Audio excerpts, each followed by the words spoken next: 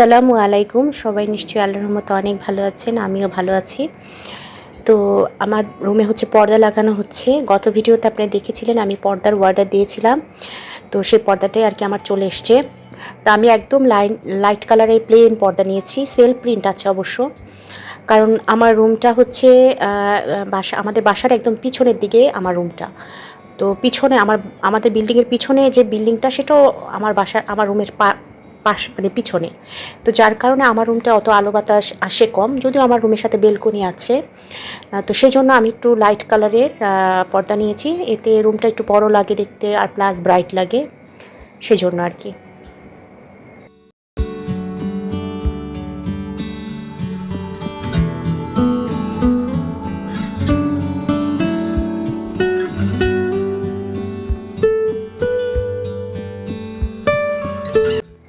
তো পর্দার একটা জানালা লাগানো শেষ, আরেকটা জানালার পর্দায় এই যে রয়েছে এটা এখন লাগানো হবে।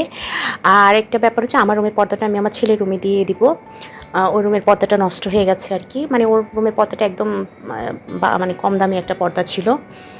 তো এই যে রুমে লাগানো হয়ে গেছে তো লাইটটা জ্বালিয়ে আরকি দেখছিলাম কেমন। তো পর্দা লাগানো শেষ। তো যেহেতু খাটের উপরে দাঁড়িয়ে, দাঁড়িয়ে পর্দা লাগানো হয়েছে আমার চাদরটাও নোংরা হয়ে গেছে। তাই চাদরটাও আমি একটু চেঞ্জ করে নিচ্ছি আরকি।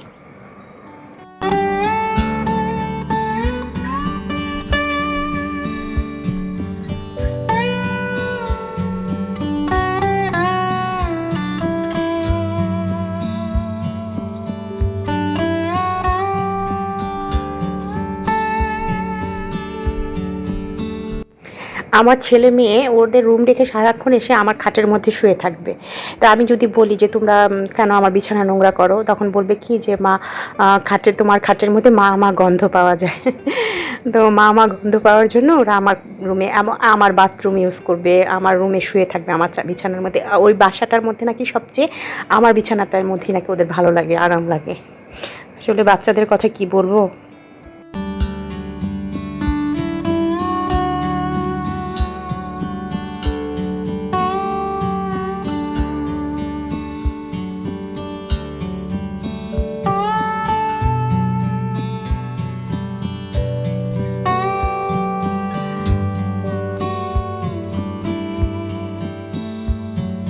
তো বিছানাটা গুছিয়ে আমি কার্পেটটা পেতে দিলাম আর আমার ড্রেসিং টেবিল, খাটের পাশের যে সাইড টেবিলটা এগুলো ক্লিন করে নিচ্ছি। এই সাইড টেবিলটার মধ্যে মানে ওষুধ, ক্রিম, মোবাইল, চার্জার, তারপরে এসি রিমোট, লাইট মানে সব কিছু এটার মধ্যে রাখতে হবে সবার। তো যার কারণে মানে ক্লিন করা খুব জটিলতা কারণ সব উঠাও তারপর ক্লিন করতে হয়। কিন্তু আমি মানে অতটা ক্লিন করা হয় না। ওই যে সব উঠাতে হয় তারপর ক্লিন করতে হয় এজন্য। তো ছোট, ছোট ময়লা আর আমার তো প্রচুর চুল পড়ে। ইদানিং মেয়েরও চুল পড়ছে। তো সারা ঘরে খালি চুল আর চুল। কি করব জানি না। কেউ জানলে একটু বলবেন তো চুলের জন্য আমি কি করতে পারি?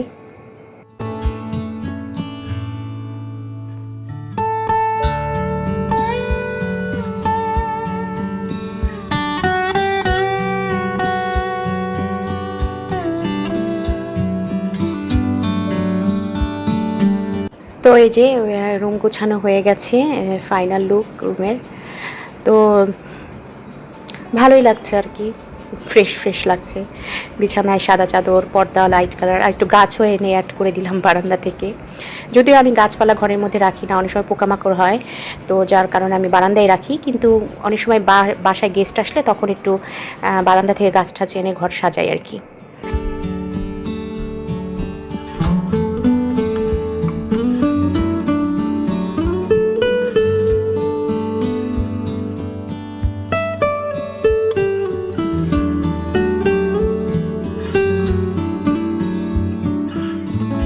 তো এই যে আমি একটু রেডি হয়ে গেলাম। এখন বাজে বিকেল ৫টা। ছেলেকে নিয়ে যাব গিটার ক্লাসে। তো মানে বাইরে কি রৌদ্র মানে বলার মতো না। আপনাদেরকে আমি দেখাই। আর এই দিনের রৌদ্রটা কিন্তু প্রচণ্ড খারাপ মানে চোখের মধ্যে লাগলে মাথা ব্যথা করে। এমনি সারাক্ষণ বৃষ্টি হয় হঠাৎ করে দেখবেন রৌদ্র ওঠে। আর ওই রৌদ্রটা যখন চোখে লাগে তখনই মাথা ব্যথা শুরু হয়ে যায়। তো ওই মাথা ব্যথাটা কিন্তু কমতে চায় না। হাফ সাইড হয়ে মাথা ব্যথা শুরু হয়। তো যার কারণে সানগ্লাস ইউজ করা মনে হয় ভালো বেটার। এই যে চলে এসেছি, ছেলে উপরে উঠে গেল, আমি নিচে থাকবো। আর এই যে নিচের ফ্লোরে এখানে ওদের বাচ্চাদের ক্যারাটের শেখায়। তো আমার ছেলেকে বলেছিলাম, ও রাজি হচ্ছে না। তো ক্লাস শেষ, ঘন্টাখানেক বসেছিলাম, তো এখন নিয়ে বাসায় চলে যাচ্ছি।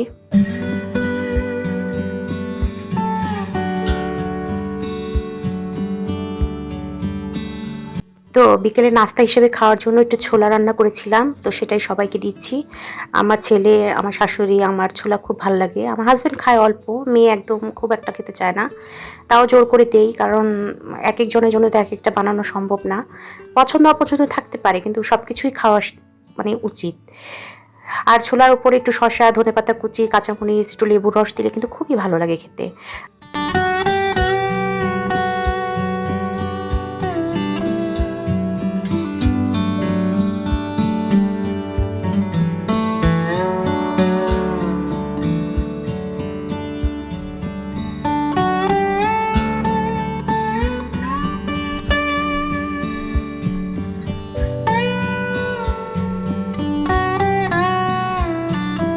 গুলাকে এখানে পিকো করব, এই যে পিকো করব,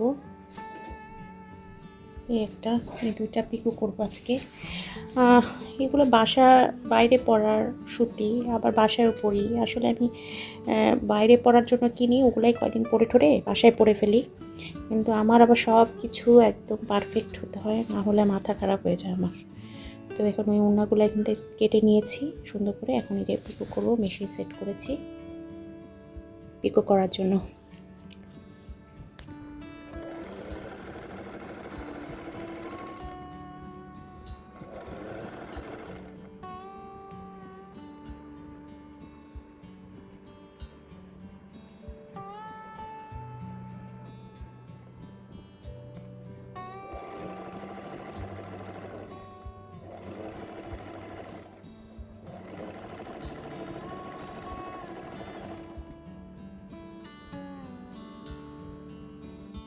এই যে পিকো করা শেষ, দুইটা ওড়না পিকো করে ফেলেছি।